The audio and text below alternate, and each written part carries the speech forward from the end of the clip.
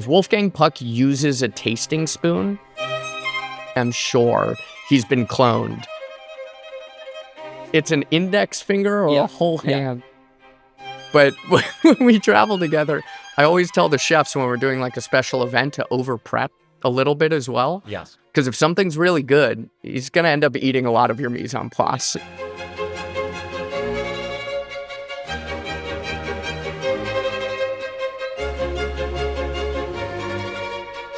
Thanks for having me. Of course.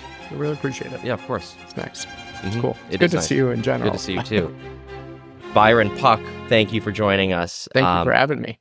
And I say Byron Puck with great pride to have you on the podcast. Your father was on and had, one of our best episodes, as he thought it was very good. He normally does. I mean, he crushes it regardless. He was very happy. So, we're honored to have you as well. You work very closely with your father. Mm-hmm. And are now you're the president of the Wolfgang Puck Fine Dining Group, which is, very exciting. The last time that we did an interview together was for the Wolfgang Puck documentary. Yeah, man. Which was made for Disney. It's now can be seen on the Apple TV store app. Mm-hmm. So you've come like a long way in your journey since then, which was, I think we shot that right before COVID. Yeah, it's like 8 years ago now, maybe. And so tell me about what has been going on in your world and like what is it you're up to? It's crazy to think about actually how maybe short or long it's been at this point. It feels like a long time we've known each other, and what has changed. I mean, so much has changed in that span of time since I first met you up until this point. I was still cooking in our research and development kitchen that was operating out of the Pacific Design Center at that point. But since then, we had opened up at formerly the Pendry Hotel in West Hollywood, Miroir, Ospero, the full-fledged F&B for in-room dining, the pool and beyond, which was an amazing experience for me. It was one of the first opportunities I had to really be at the helm of a food and beverage project. And then since then, I also left. I went abroad. I went to Europe. I cooked at the same restaurant my father started at almost 60 years ago now, at L'Esto de Beaumanière in Provence, which was just, an incredible experience. The restaurant hasn't changed much in terms of the architecture, but it has changed so much, I think, in terms of modernizing certain aspects of its cuisine. The interior design has certainly changed too. But I got to work with my father's mentor, his mentor being Raymond Toulier at that point in time. And I got to work with his grandson, which was just an epic experience, to say the least. Yes. To walk the same roads he walked down when he was a 16-year-old and really fell in love with cooking. I will always count that as such a seminal experience for me. And then I moved on to learn a little bit more about that side of my own heritage. I grew up in America, but I'm half Austrian. So I got the opportunity to live in Vienna and work with the Reitbauer family at Steyrek. And that was just also an otherworldly experience. Such a fun, different approach to fine dining. Beautiful dining room, but a really fun experience in the kitchen. Heinz, the executive chef and owner, makes everybody feel like you're at home in that space. And it's, very similar to how I've thought about the culinary world my entire life. So I loved being there. And then I eventually came home about 3 years ago, was operating across all of our different restaurants. And then my dad gave me the honor about a year ago of becoming president of the group, which allows me to do creative financial oversight for all 25 restaurants across the world, as well as engage in a lot of strategic development, which is, going after new restaurants, new locations, and going and opening them with the local teams on site as well. Mm-hmm. So it's been a little crazy since I saw you last for an interview. And the Oscars. Yeah, man. Always, every year. He's always on TV for the Oscars. You and Wolf. Okay. What I thought was really interesting, so there's a lot of stuff. To work at Beaumanière. So Beaumanière is a 3-star, it's a inn, like a resort kind of. Yeah, and exactly. One of the greatest restaurants in France. And that's where, Wolfgang your dad really found his sea legs I found his confidence, I think, was a lot of this, and it's in the story in the documentary, where Raymond Toulier, who is one of the first chefs that he saw kind of coming out of the dining room, knowing the kind of celebrity clientele, whether it was Salvador Dali or like other, kind of like European luminaries of the time. Wolf, I think, took a lot of influence from his time at Beaumaniere. So that's very cool that you got to go there Unbelievable. as It's well. also so fun talking to you because you already know all of the amazing stories, which is just awesome. Yeah, dude. I'm a Wolfgang scholar. Yeah, exactly. And my journey in and I've said this before, but a big part of my journey in food and like realizing that seeing the chef as a human being, as a character, comes from being taken to Spago as a kid, and Wolf, coming out of the kitchen, going to every single table and just making people feel seen, which I think is a real theme in restauranting, which is one of the most important things. And I just think that is so critical. And I love seeing you kind of like, following in these things and kind of shadowing him closely. And then, you're going to do some pretty amazing things, I think, as you move the company forward. Thank you. So like, Trying to. yeah. We'll see. So not to put any pressure on you. Do it. Go for it. The other thing is, I also, I did a movie called Jiro Dreams of Sushi. It's all about succession, having big shoes to fill. Your dad is probably maybe the first, considered by many to be the first celebrity chef and most famous chef in the world. How's that all feel for you? How are we doing? It's not bad. Big shoes to fill. He wears like a 9.5, 10 at the end of the day. So I think I'm going to be okay in the long run. No, it's amazing, honestly. Like, I got the opportunity to fall in love with the exact same industry as my father. I mean, that's a 1 in a million shot. I always say it's so lucky that I grew that penchant for food and beverage, fell in love with the culinary field overall because I ended up with the best mentor you could possibly ask for. Did you always think that this is what you were doing? No, definitely not. As a kid, I wanted to be an artist. I wanted to be a painter. Both of my parents took me to museums all the time. Fell in love with the Getty here in LA or going downtown, the Broad Museum, the Hammer. I mean, you name it, we used to go.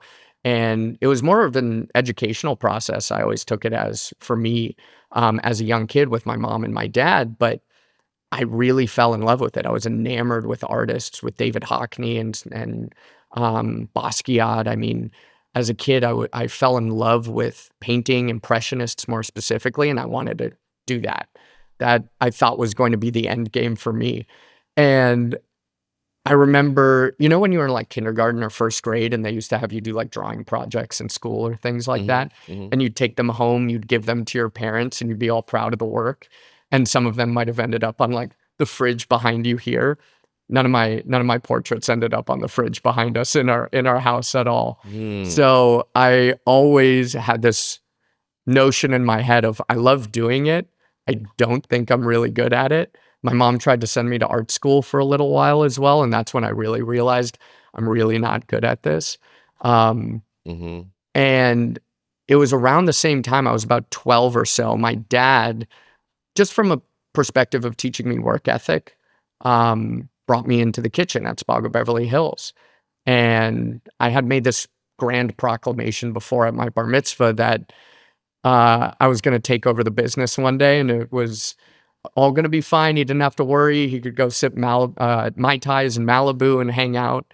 And he came to me the very next day and he was like, if you really want to understand this industry, you're going to have to work in it. And there's no better place to start than Spago. So I came in thinking I was going to be on the pizza station first day, slinging pizzas with everybody else. And I ended up on the 3-compartment sink for about 3 months that summer, which is not the most fun thing for a 12-year-old at the time. But what I'll never forget is turning around on that station, seeing the amazing plates go out before me, the smoked salmon pizza, the beet Napoleon, Wiener Schnitzel, I mean, you name it. Everything caught my eye and it felt like art. And so I may have wanted to be a painter, but I realized what my dad did and still does every single day is art in its own format. And I had such an amazing opportunity to learn that from himself and all the other amazing chefs at Spago. So I took that summer to really see with my eyes, learn with my eyes, I think, more than anything else. Yeah. And I guess the rest is kind of history because I fell in love with it. Yes. And, I think that was very wise of him also to put you in the dish pit. It was a good move. Well, yeah, because also a lot of those people, they're going to see, daddy's son is here Yeah. and they want to see you, go through, to have a shared experience with them. Like you kind of have to start there. And I think that was wise and good on you for sticking with it and doing that. I think, interesting to encourage you to go to art school after not putting your paintings up on the fridge. I know. But I guess that there was like a real, and I think I noticed that in both of your parents, they have such high standards for everything. I can only imagine the amount of pressure that you might feel in a situation like you're in right now. Yeah, I mean, look, it's certainly there. I'm never going to deny that fact by any means. I definitely want to make my parents proud more than anything. They built this amazing legacy of restaurants in Los Angeles and across the world, brought about these facets of California cuisine that had never been seen before in the Yeah. early 80s. And open kitchen, especially where the transparency between the dining room and the kitchen. Yeah, it broke that facade, right? I mean, Mhm. diners never really experienced what it was like to see into the kitchen, to understand Yeah. what that process and Yeah. those systems really looked like. But it's artful in and of its own sense, right? Yeah. I mean, the kitchen, in the way in which we move, the way we plate, the way we communicate and operate with one another, Mhm. is orchestral in a lot of senses. And it can be really fun to see, especially when it's done at a very high level and done well. And I want to try and see if I can expound upon that as much as possible and try and see if I can usher in what the next age and generation of the Wolfgang Puck dining experience really looks like. And, I have my own machinations that I joke about with my dad every single day on how can we do things differently? How can we modernize? How can we be different? And how can we stay trend setting and cutting edge in all of our spaces? I think one of the most beautiful things I've come to learn about the company that my parents built is that with restaurants that exist globally, it allows us to be just consistently learning at such a high level. That influence of culture that you get from running a Spago in Budapest versus Singapore versus Beverly Hills, just being able to see that in 3 years alone for myself has taught me so much, has taught me so much about cuisine, Mhm. has taught me so much about service standards and cultures across the world that you ultimately want to imbue into every single space. Yeah. The ultimate goal should be making everybody feel like, they're sitting with their mother in their own dining room at home when you come into a restaurant. So if you can level with them by having a certain level of understanding of their own culture or culinary heritage as well, Mhm. I think that only adds to the experience of what you Yeah. can bring in a dining room. Mhm. So I'm very, very thankful. But to your point, pressure is definitely there. Yeah. I wouldn't say that it's not, but I feel like with pressure, it lets you know that you're doing something right at Mhm. the same point in time. Yeah, well, you being named as president is the ultimate posting of the painting on the fridge, Yeah, I think. yeah. I mean, and it's so Oh man, I'm stealing that from it's you. That quite was a good one. it's quite an incredible validation, and I think that it's wise also because you're somebody that loves to travel, that loves to eat, that has a real curiosity about the world, and that idea of traveling, listening, seeing what is out there, and then bringing back with you what inspires you, and then giving that back to people, I think is really cool. And I mean, it sounds a lot like Wolf's story about like seeing like going to that kind of pizza place when they were I think they were like off weekends and they would go to like the cool pizza place Yeah, yeah, in exactly. France. Like I see all of that, and I think that's really special. Also, I love the you were just talking about how you're going to be bringing a lot more art, kind of the cool modern art and stuff back in, which was always one of the kind of the mainstays, I think, visually of Spago was the selection of art and Yeah. something that your mom took very seriously and that Galila, Wolf's wife, takes very Yeah. seriously, your stepmom. I love that tradition. And I think that's really, Yeah. really exciting. Thank you. It's like a holistic part of having a fine dining experience, I feel like. Yeah. The art and what adorns the walls. The most important thing is what adorns the dining room, which is the guest. And that's Yeah. unequivocal and without reproach in every regard, right? That's the most important thing for us from an operator's perspective every single evening. but we want to tell a story when you come into the dining room, right? And that comes into play with the service. It comes into play with the curation of cocktails or the wine list, and obviously the menu, whether it be a tasting menu or you're serving a la carte. But the art and what adorns the wall can help and assist and tell that story as well. Yeah. And I think there's a lot of diners that really appreciate that have the keen eye, that look around the room, feel the ambiance and the energy of the space. Art is so much so a part of that. Yeah. And so it's fun to be able to have the opportunity to source that and try and tell a story through it as we would normally with food too. And the storytelling, of course, is such a key component.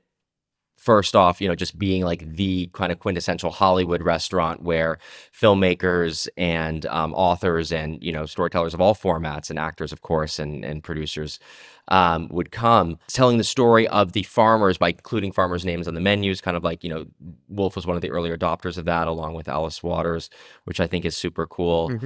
I love the idea of a story being told kind of through the meal.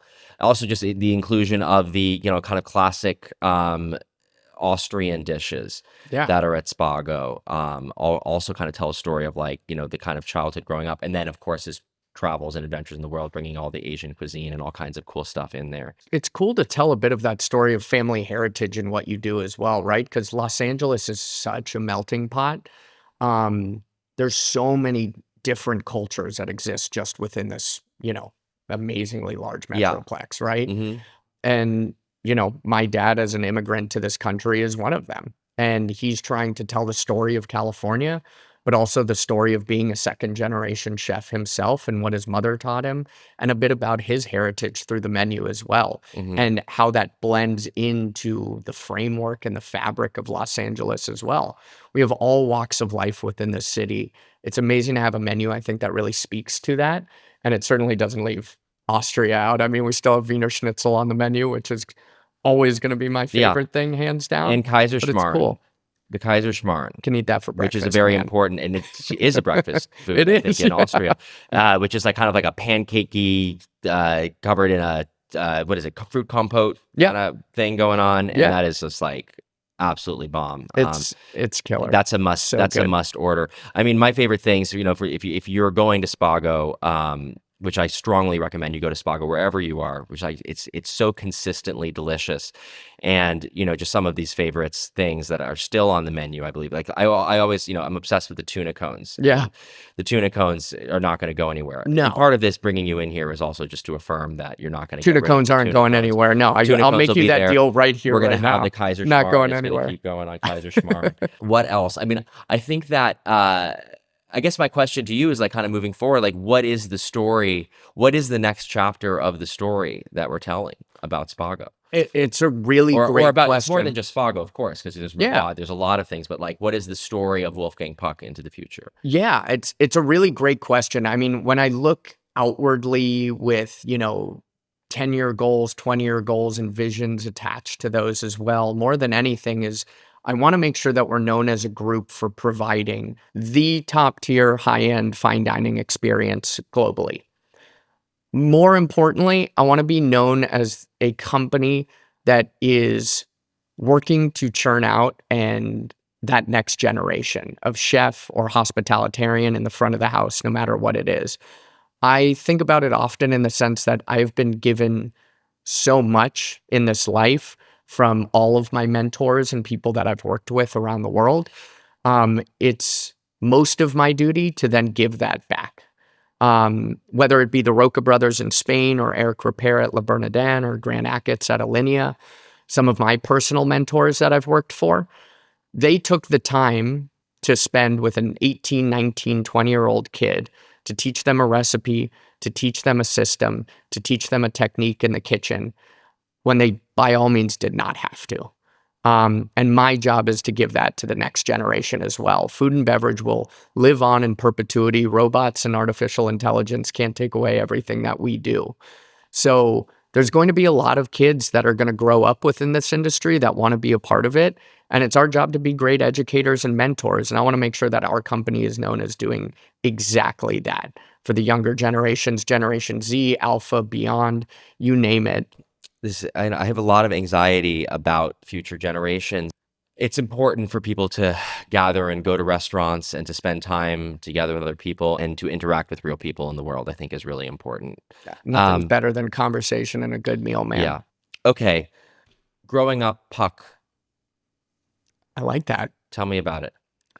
Um, Earliest memory of your dad cooking something. I have memories, really early memories. I could not tell you exactly what age I would be, maybe like 3, 4, something like that. And they're very faint, frankly, but I have memories in our old kitchen at home, making latkes with my dad for Hanukkah. And it was really amazing because it was my grandmother and my dad making latkes, all three of us together in the kitchen doing that. And my grandma would like run him under the table. It was awesome. Got an amazing Jewish grandmother who would teach my dad how to make latkes, who would then teach me how to make latkes. Oh, wow. And that's like one of my first memories ever of like working with food is being really scared of grating a potato as well, because you're just scared of the cheese grater in and of itself. And that's probably one of the earliest ones that I ever had. And then feeding them to my family, but, you know, not understanding anything. So like my dad would take the latkes out, drain them on a piece of paper towel and a plate. And he'd be like, okay, go feed your mom or go feed your older brother. So I'd just grab the latke with my hand and like walk it out into the dining room and try to feed them, like hand feed them. And I remember we had guests over one time and my mom was like, Byron, you have to grab a plate. And all the guests were so sweet and they were like, no, it's fine. And they were just letting me like lay it on their hands. Oh, and they were just eating latkes like they were cookies at that point. That's really sweet and very nice really of them, nice. Considering, you know, the 5-year-old's hands are usually it's gross, man. Yep. Yeah, so respect to them, honestly. Respect to them. They don't I was on a playground all day. That's very sweet. I love that. Do you have a memory of realizing that your dad was famous? Yeah, I was in the 6th grade actually, so older at this point, maybe 11 or 12. And we went on a river rafting trip with a bunch of friends from school. And, you know, it was an amazing experience. We were in California, like a few hours drive away from LA. And it was me and my dad and all of the boys in the 6th grade and their dads. And it was just a father-son river rafting trip. And it was an awesome experience. I'll never forget it. But when we got to the first dinner on the first night, they had made like turkey burgers or something for us, if I remember correctly. And none of the dads ate until my dad ate. And so they were all sitting there watching him take the first bite. And he took the first bite of food, and one of his friends, one of my best friend's dads, asked him, and he goes, how was the food? And he looks up at everyone and he just goes, what do you mean, how's the food? It's river food. Everything's fine out here. Like, I'm good. Don't worry. And so everybody started laughing and like eating immediately. But they were all so concerned about his opinion, and no one would touch their food until Wolfgang touched his food. And it was just a really funny moment where, you know, at home, it was never like that, right? I mean, we would just eat normally. I would go and meet my parents very often in the restaurants to have like a family dinner. So it never really caught my eye until that moment where we ate as such a large group in that way. And all of these dads were so hesitant to do anything, to touch anything until Wolfgang Puck had a bite of the turkey burger first. And so I'll never forget that. It was just one of those moments that, you know, he was a man of just awesome reverence in a lot of ways. Yeah. It's really kind of cool to see that in such a funny manner, right? Like in a completely juxtaposed manner than his normal life, right? Not in a fine dining environment, not in this amazing kitchen or dining room. He's literally sitting on a rock, like on a riverbed, basically having a turkey burger that one of the river rafting guides cooked up, and everybody was concerned. So those were one of the moments when I kind of realized you could feel the reverence. Yeah. And I'm going to have to ask you that when you quote your father, you're going to have to do it with the Austrian accent. So only do Austrian from here on out. Yeah. So only when you're quoting him. I need to have Stiegel beer. I need some Hinterschinken. Like we can do this all day long if you like. You just have to set me up. Okay, good. What are some of the most Wolfgangisms that you can share with us right now? Well, the one, no matter what, because he comes in with so hot, man. He comes in with so much energy into any room, and he comes in with a "how we do, all right," like as a question. And if you don't know him, you don't really understand what he's asking, so people get caught off guard pretty quickly. But the "how we do, all right" is constant when he enters a room. When he's saying goodbye to someone, he says, "Don't get too crazy." That's a constant, always, which I love. Actually, I'm adopting that slowly but surely into my vernacular as well. Well, like, don't get too crazy. Like, people are like, oh, No, like, he oh, wants people to have fun. He doesn't want you to leave and get too crazy. Yeah, without him. He wants to be a part of the crazy. Right, because that was actually in the 80s at Spago, that was probably a genuine problem, that people were going out and getting too crazy. Yeah, well, they were getting crazy in the restaurant too, to be honest with you. They were going in and getting crazy. Yes, that was the MO. Indeed. And then, I mean, he's very classical in his methodology, just in a kitchen, right? I mean, he's going to go around, he's going to check every ingredient, he's going to eat it raw, he's going to pull open. He's just going to reach into the things. Oh no, he's taste it. If Wolfgang Puck uses a tasting spoon, the day he uses a tasting spoon is the day I'm sure he's been cloned. Right. And that's another version of himself. Bot. It's an index finger or a whole hand. He goes in and he tastes everything. No and he goes like, how are we doing? All right. And he's really tasting every single thing and just going after it. I think Evan attests to that as well. 100%. I'm sure he's experienced that personally so many times. Yeah. Because if Wolfgang's in town, also I travel with him all the time. Yeah. Sorry, Dad. But when we travel together, I always tell the chefs when we're doing like a special event to over prep a little bit as well. Yes. Because if something's really good, he's going to end up eating a lot of your mise en place. Well, yeah. So you need to be careful. You have to make a separate one of it that goes next to it so that he can just get in that thing and you're still ready for service. Yeah, there's the service 9-pan, there's the Wolfgang 9-pan, and you got to be prepped for both. I mean, that's one of the coolest things, though, is that, especially if you're a chef working at his restaurants, he comes by and he tastes your thing and it's like, it's good. How good does that feel? It's the best thing. You know it's great because he's not necessarily ever going to say it. It's great when he reaches in a second time. If Wolfgang Puck reaches in your 9-pan for a second time, you've done something fantastically. Yeah. And I mean, that's such a cool vote of confidence to receive, right? And what you've done and your art for that day. I know I've felt it a million times. He's still probably the only person I get nervous around when I cook. But I know he's going to want to try every component at the same time. So if I'm doing a dish, for example, I always try to keep everything a little bit separated.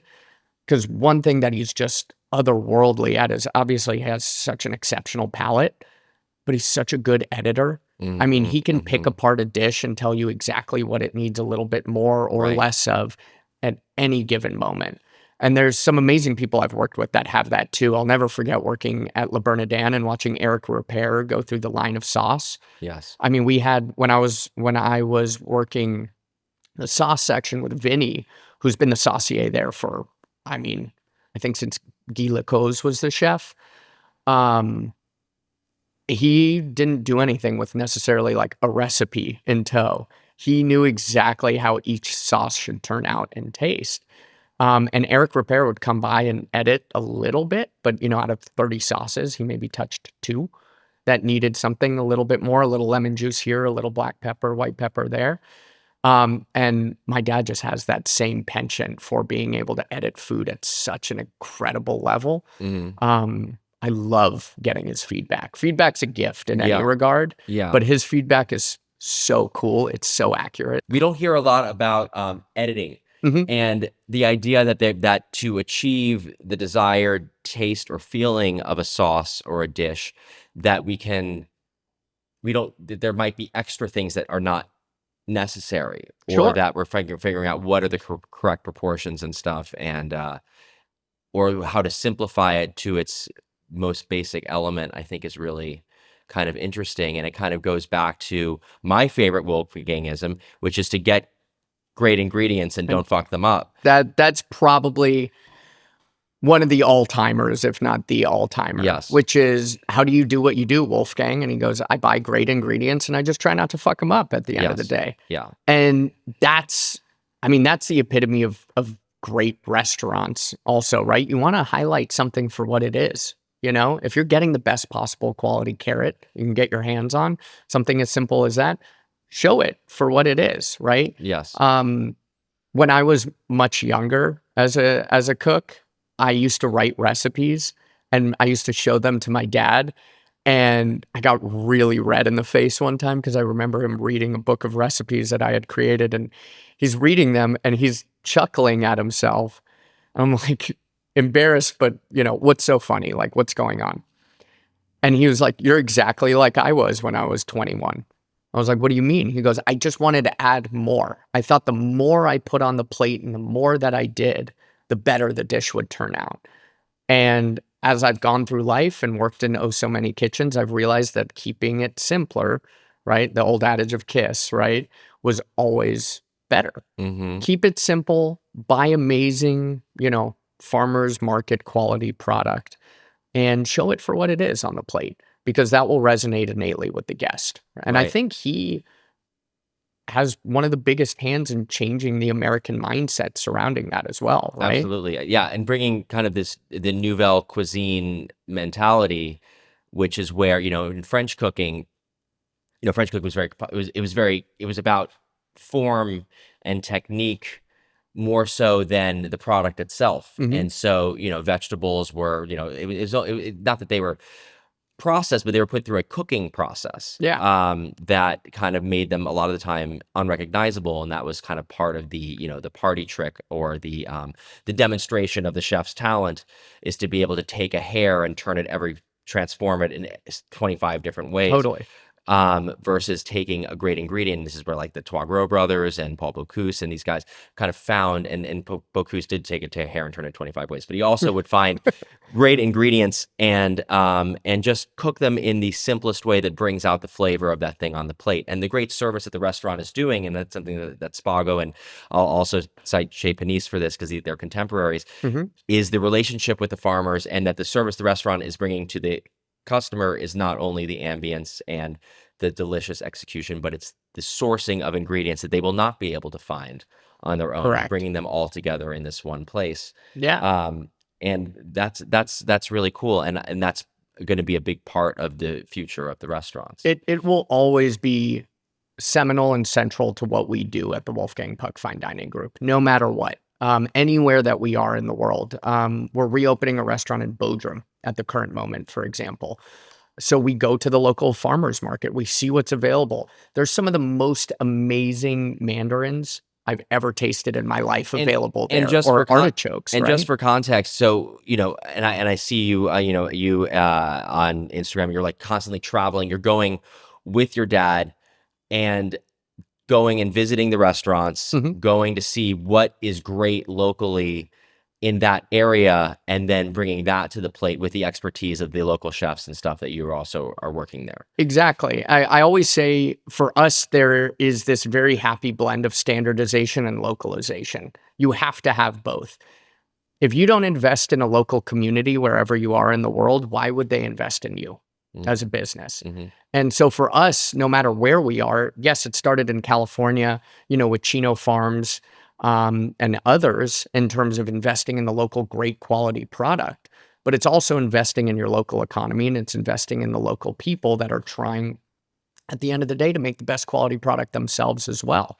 So no matter where we are in the world, it's that very happy blend of, by standardization, I mean, some of the classics, right? The smoked salmon pizzas, Seminole to Spago, it's always going to be a part of the menu. Tuna cones, I'll never take off just for you, David. And then there's other items that are for me and the millions, staples. for me and the millions of fans Exactly. of the tuna cone. You can't, I love it. And Go on. And you can't get rid of certain things like that, right? Because they are such staples of the environment that you walk into. There's so many guests that want that also. And why would I change something that makes you feel at home, that you enjoy, that you love? Why would I take that away? Yeah. Or change it. If I'm going to sit here and think like I can make a smoked salmon pizza better than my dad, I mean, someone needs to take me out to pasture because that's absurd. I did an episode for Chef's Table on the Trois Gros, on Michel Trois Gros. And, we talk about the family and everything. And of course, they're famous. This is the most famous, one of the most famous, this is one of the most famous Nouvelle Cuisine creations was the the salmon and sorrel, the seared salmon and sorrel sauce, where the salmon is only half cooked. And this was like never before done in French cooking, where you would serve it partially raw, and it's kind of a product of the Twago brothers visiting Japan and seeing, sashimi basically, and then being able to be like, oh, this is a new way to do it. And Michel was like, I need to take this off the menu and make it my own identity. And then, as he was cooking and became more comfortable with himself and everything, and, kind of just realized that he doesn't need to, he can embrace the tradition while still moving it forward. Correct. And I feel like you have that by affirming that we're going to keep smoked salmon pizza going. And also a great story behind the smoked salmon pizza that people can watch in the documentary. It is a really good one, but I had, one of the best short stint cooking experiences I ever had was going to Twago. And Michel was there and Cesar was there, both of them in the kitchen. And my dad was joking with Michel, and he speaks fantastic French after having worked there for so long. And my French is limited to kitchen French after working for like Guy Savoy for a while in France, and Eric Frachon. And then down south in Provence actually taught me even more. But I will never tell anybody that I speak French, because I definitely don't think I do by any means. But my dad's fantastic, and ended up in a conversation completely with Michel in French that I only got about 50% of. What I did come to understand was that he was trying to send me into the kitchen to go and cook, because we had sat down for their tasting menu. And about half an hour later, when we got to the middle of the menu, the salmon and sorrel is not on their tasting menu anymore. Cesar came out into the dining room, was like, do you want to come and see the kitchen with me? I was, of course, I'd absolutely love to. Walked into the kitchen, and on the line, he had prepped like 2 fillets of salmon ready to go, the sauce, everything. He was like, I'm going to show you how we make the classic salmon and sorrel. And I got to learn from Michel's son Cesar firsthand how to make that dish. And I mean, that'll live on in memory forever. I'm just eternally grateful to get that opportunity in the middle of a busy service for them as well, to take me in and to teach me probably the most significant dish from their family lineage.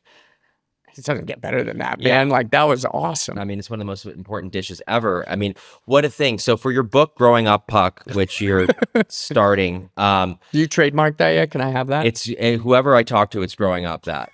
No, I'm kidding. You absolutely can have that. Growing Up Puck.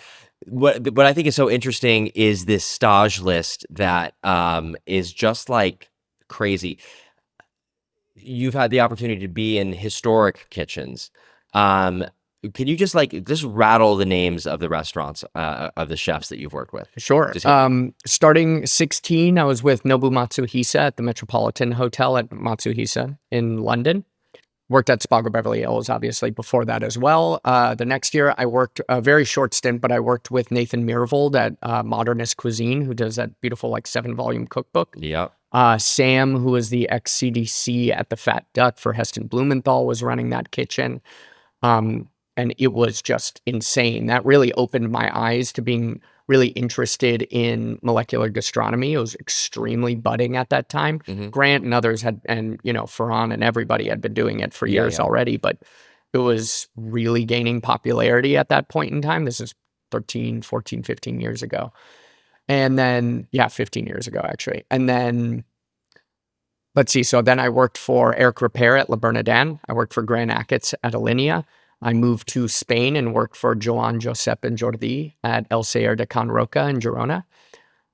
From there, I worked for Guy Savoy at Restaurant Guy Savoy in Paris, for Eric Frachon at Le Epicure in Paris at the Bristol Hotel, and then for Glenn Viel and Jean-André Charial at Beaumanière in the south of France. And then finally ended up with Heinz and Birgit Reitbauer at Steyrek in Vienna. Wow. You wrapping it up at Steyrek, which is, that incredible restaurant that I had. Actually, I got to go there when I was filming something in Vienna recently. The coolest cheese and bread cart you can get your hands on in the world. Yeah. Insane. 70 different cheeses brought in front of you, 40 different breads, all procured around Austria, showcasing, the different regions from Carinthia to Styria to up north in Salzburg or Innsbruck, all the way west. I mean, you get to see a little bit of everything in terms of what Austria has in terms of baking, which is really seminal to Austrian culture as well. It's so cool. Like, such an amazing experience. But the best one by far is the blood sausage bread that we make in house there. Yes. And I had that. Unbelievable. And that was very tasty. So and, good. One doesn't usually jump for the blood sausage, or at least a lot of Americans don't, but they should. Yeah. And also the bread cart itself, I remember being quite, interesting, kind of like a cabinet of mysteries. Super intricate. It's like 3-tiered. There's drawers that they're pulling out in different sides. I mean, they have this like flip down side that has a really concealed trash bin underneath it. So when you're cutting into the bread, you're cutting perfectly sized slices because the slots underneath it on the cutting board match the knife and match the bread you're cutting. Yeah. It was really well thought out. That's fun. That was like design meeting culinary. Yes. Like in such perfect harmony. Yeah. That thing is so cool. Yeah, that is a very cool place, and that is a cool bread cart. There are some cool bread carts out there. I remember Jordi Roca, we did an episode of Chef's Table about him, showed me one where it was like it looked like a AT-AT Walker from Star Wars, where it had like legs and stuff. And they pushed it through the dining room. Did that get made? No, that was after my time. I saw a design of it, but I don't know if they actually built the thing. I think they made it because it was like literally a walk cart that had legs that would walk. It's from an artist that made these sand sculptures that caught in the wind and the legs would naturally move from them. Yeah. And so I think that's where he got that idea from. I think the same artist ended up making it for him, but that stuff was crazy. Okay, back to growing up, Puck. So Hit it. Now I see you in the dining room, kind of, and sometimes your dad's not around. You're moving through, and I don't know, you're still doing this. Yeah. You're in the restaurant. Every night. You're moving through the dining room.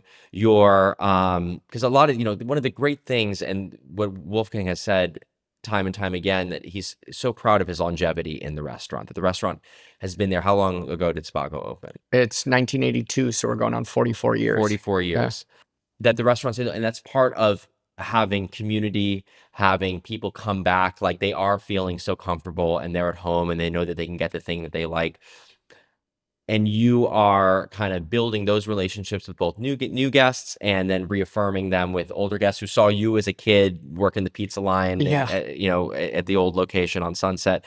What are some of the funny things that people have said to you?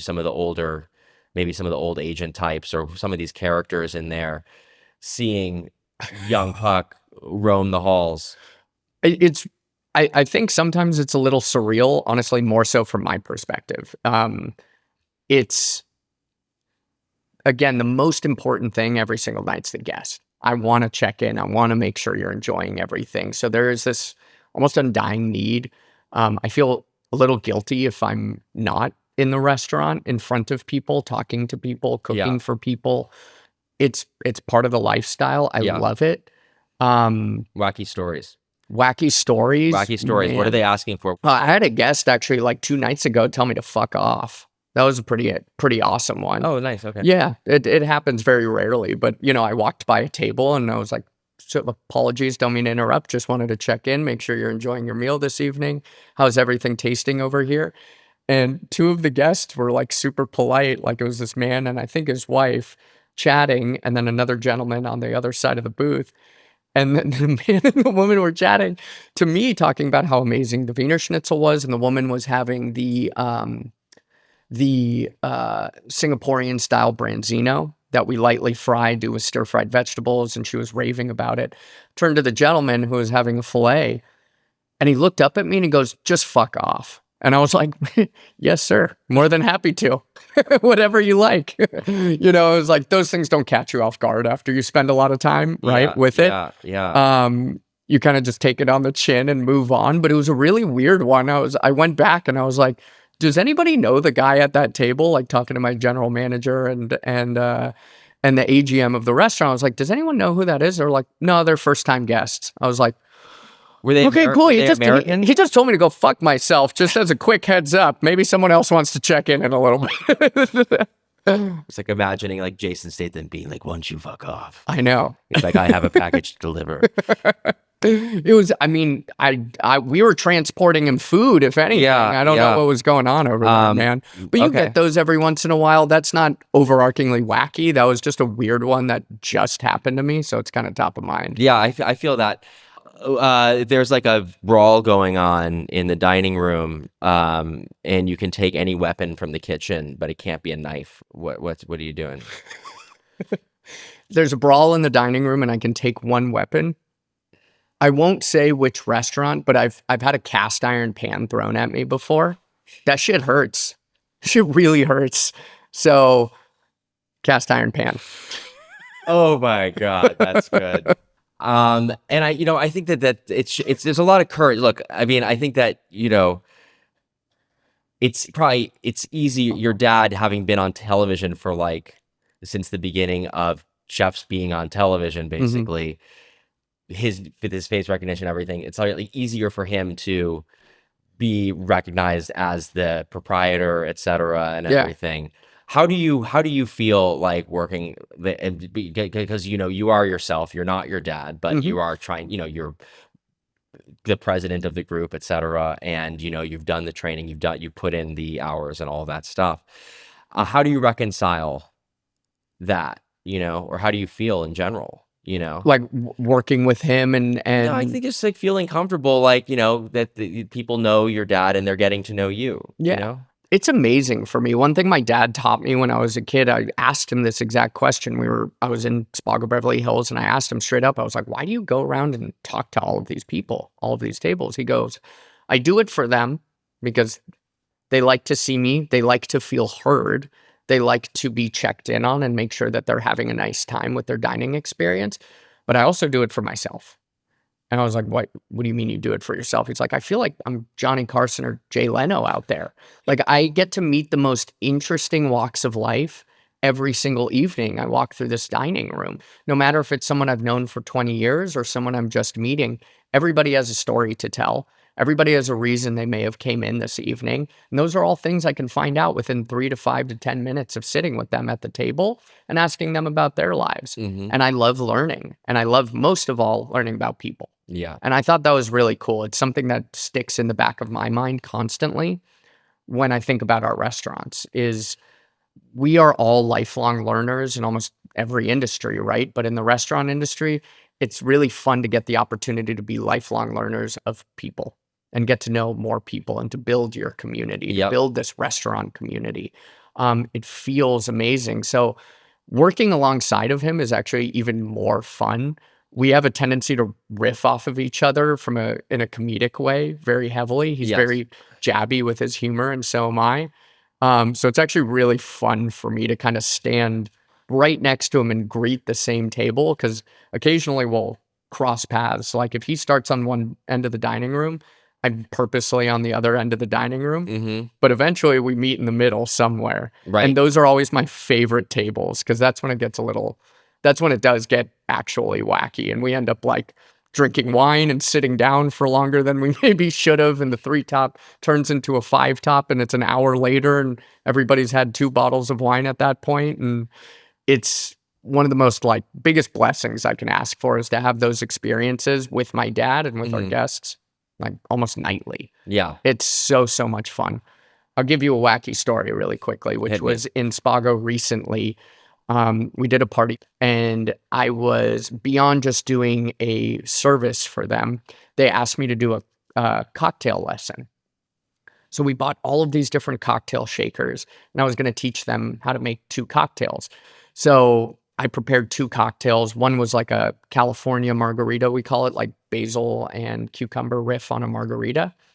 And then this was towards the winter time. So I was doing a egg white Montenegro cocktail. I realized really quickly, don't give egg whites and cocktails to people that have never shaken a cocktail before because I'm teaching, like we're pouring in all of the ingredients. I'm teaching everyone. I have like 40 people in front of me, mind you, at stations of their own. And we're all building the cocktail. But some people have never shaken it before, which is totally understandable. Didn't close everything the right way, or maybe closed it too tight. So I had one woman that shook her egg white cocktail so hard. I mean, this thing turned into a bomb in her hands. It was so pressurized. And so when I was teaching everybody where to hit on the Boston shaker to get it to break apart, Oh boy. she took one smack and the whole thing exploded in front of her. This woman, I felt so terrible. She was in a beautiful dress, had egg white, Amaro, whiskey, everything all over her. And thankfully was in such a good mood because we had one cocktail before that already, Okay. that she was laughing it off completely, but I was mortified and learned a very quick lesson, which is never teach someone for the first time on cocktails if it's egg white incorporated Yeah, into it in any regard. I would say so. Egg white seems like something that could go wrong. Yeah, went really wrong really quickly. I that- felt terrible, but she was a good sport at least, so it works out. Yeah, no, that makes a lot of sense. I just want to say, I really appreciate your values when it comes to the restaurant and the way that you care so deeply about it. And I've seen you caring deeply about it from when I first met you. And, I think there's great things to come from the Wolfgang Puck group. So Thank you, man. I appreciate that immensely. congratulations on becoming the El Presidente. I know it's And wait, how old are you again? 31. 31 years old. Motherfucker. What do you want to say to your dad to camera really quickly? Thank you for inspiring me the way in which so many other people have inspired you throughout your life. I'm very grateful and honored to be trying my best to hoist your legacy and keep it going for many years to come. And I hope I can do right by you, our family, and every single individual that works so tirelessly and so hard in all of our restaurants to make that dream a reality. So hopefully I do you a little bit of justice. Only time will tell. If you don't even need to put that in the episode, I think we can just have that as a clip. Yeah, that's fine. That you can just, whenever he texts you anything. What the fuck do you make me do that then? No, because I want you to have it as a in the clip. episode. And whenever he texts you anything, you can just immediately, as an auto response, just send him that note. That's so good. That's so good. I got a little heartfelt But there. I didn't make you talk about divorce or anything like that today, about your parents' divorce. No, man. It's funny when you asked me that, I think about that often. I know. You told me. The first time I really grasped the level of fame that my dad held was when my parents got divorced. That's right. That was the first time I really understood it at a broader level because I believe, if I recall correctly, I mean, it's a long time ago, man, but if I remember correctly, it happened over the summertime, more or less. So I was going back into second grade. Mm-hmm. So my mom had told me, like if anyone says anything or if anyone does anything, just let it wash over you like water. Just be the ocean, man. She didn't say it quite like that, but said in a very loving and caring manner. And that was kind of the first inference I ever had where I was like, oh, wow, like way more people know about this than I ever would have thought, which innately gives you the opinion like, who really are my parents? And I'm like 7, 8 at the time, right?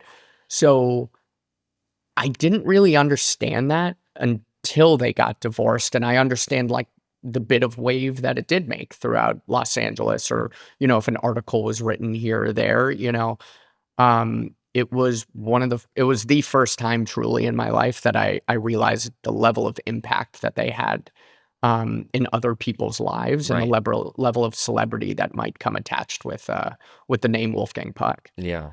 So that was really kind of the first time that it came about. But I always think about the question that you asked me in the first interview that I ever had with you, because, at that age, I think I was early 20s, right? I must have been like 23 at the time, I think, when you first interviewed me, and no media training, like had never done that before. I'd never been interviewed on my own accord and been asked questions about me. It was only ever questions about my dad. So it was really cool. You really made me feel like my own person when you gave that interview.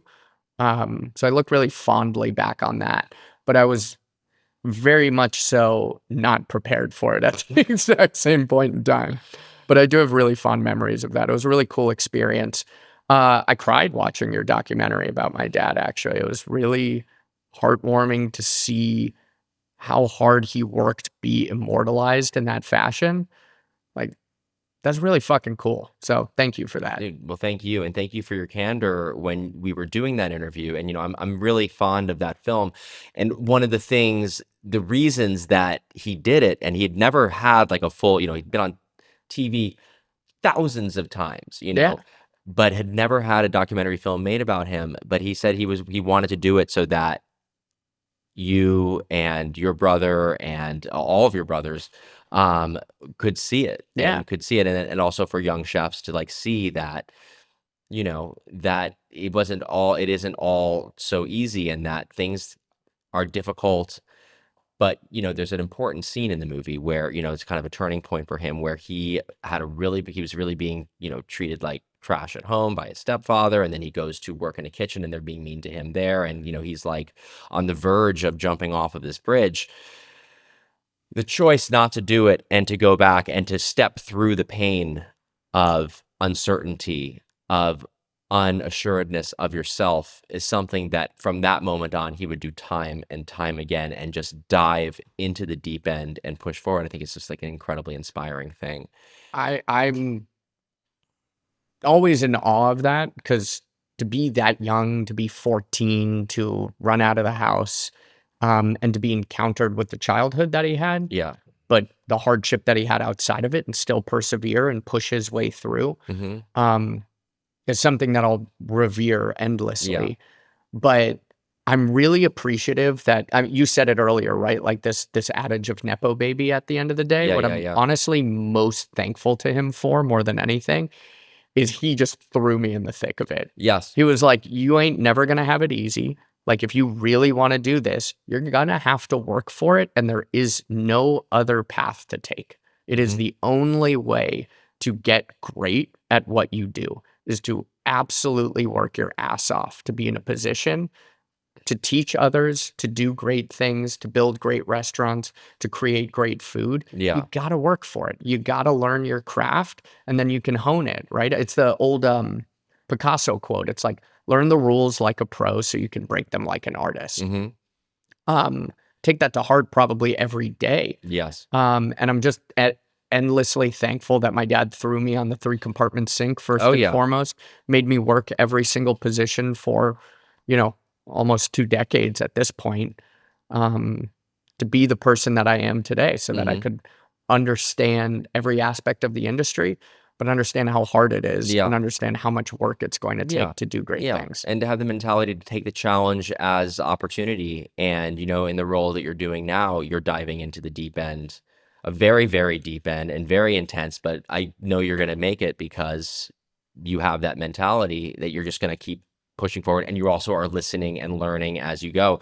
You're approaching it with humility, and I think it's really beautiful, man. And Thanks, man. I think you're going to do really great. Thank you. And you have been doing great. Thank you. Isn't that what we wanted to do as a kid? You ever dive into the deep end of the pool and just you wanted to touch the bottom, no matter how deep it was? Yes. I always wanted to do that. I always wanted to try and go deeper, or find that next pool, right?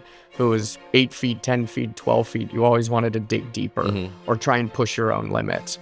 We got to push ourselves to be great. Hopefully I can do that one day. But yeah, I mean, you do that alongside great people as well. So thank you, man. And thanks for the opportunity to come here. Of course, super fucking fun. My pleasure. My Appreciate pleasure. you.